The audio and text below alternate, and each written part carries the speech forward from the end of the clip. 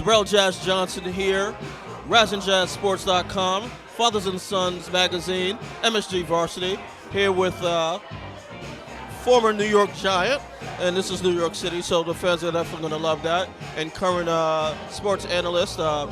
Roman, how are you doing today? Excellent. It's a great event today.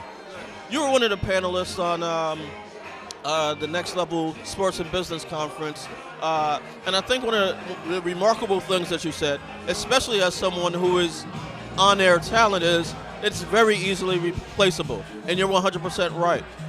Talk about your comments about learning how to do other things that you said when you were speaking on the panel.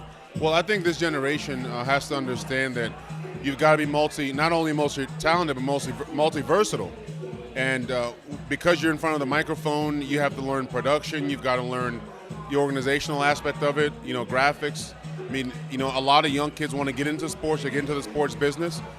But within the sports business is a business. It's education, it's technology, it's finance, marketing, sales, all those things. So every business is really the same and all have those same components. And that's one of the things that I stress today.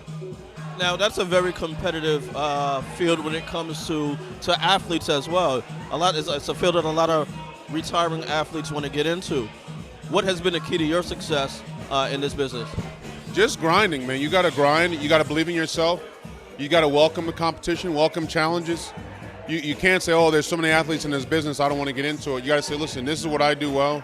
This is what I believe in, and eventually that hard work will show. And I think the nature of being an athlete in media, show up on time, show up early to the meetings, like do more than you should do, because most people aren't going to do that. And it's not just the 3 minutes you're on air, it's everything behind it. So as long as you have a mutual respect for everyone that you're working with, you'll become a better professional. Because that's what it is at the end of the day, just being a better professional at your craft.